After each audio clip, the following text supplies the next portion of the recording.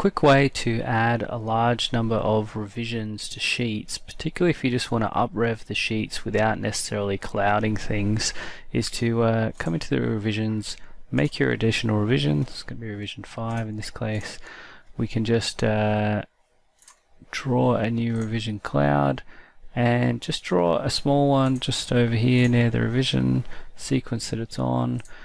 Now we've added this, we can copy this to the clipboard, use our paste options here to go paste, align, selected views, pick all the drawings except the one that we're on so we don't double up, and it will copy those revisions to this sheet and add the revision to it.